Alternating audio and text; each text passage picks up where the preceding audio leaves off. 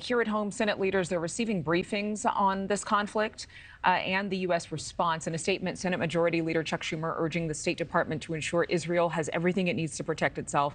He is in close contact with President Biden and members of the Israeli government monitoring the situation. Kelly Meyer has more from the White House. Kelly?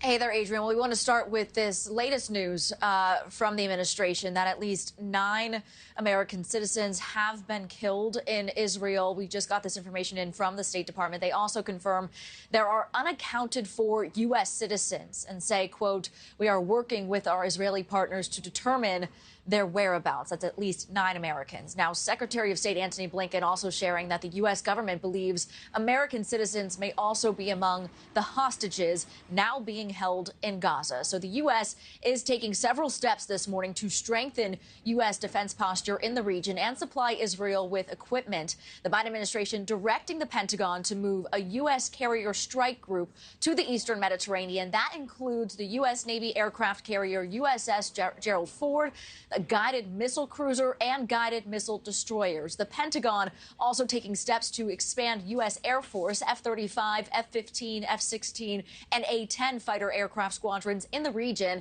This all as a warning to Iran to not show more aggression. The Secretary of Defense, Lloyd Austin, adding that the U.S., quote, will be rapidly providing the Israel Defense Forces with additional equipment and resources, including munitions. The first security assistance will begin moving today, that is Sunday, and arriving in the coming days. Austin says he and his Israeli counterpart spoke a second time on Sunday and plan to keep in touch to make sure Israel has what it needs in the days ahead. Now, the Biden administration is facing new scrutiny this morning for not taking a tougher stance on Iran. Hamas, a terrorist-funded group funded by Iran, and the Wall Street Journal is reporting that Iranian security officials helped plan Hamas's surprise attack on Israel. That's according to senior members of Hamas and Hezbollah. That's another Iran-backed militant group.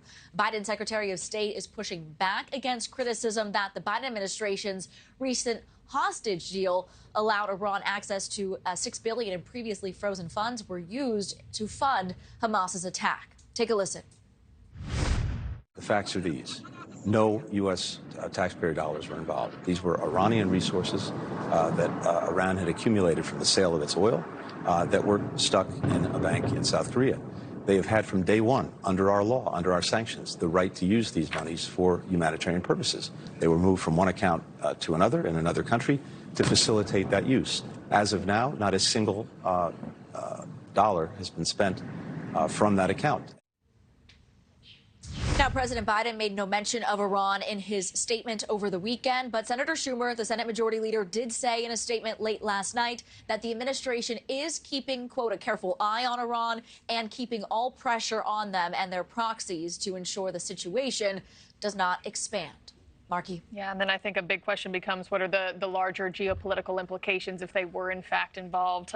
We will wait and see. Kelly Meyer, thanks so much. Thank you for watching. Go to newsnationnow.com to find NewsNation on your television provider. And don't forget to click the red subscribe button below to get more of NewsNation's fact-driven, unbiased coverage.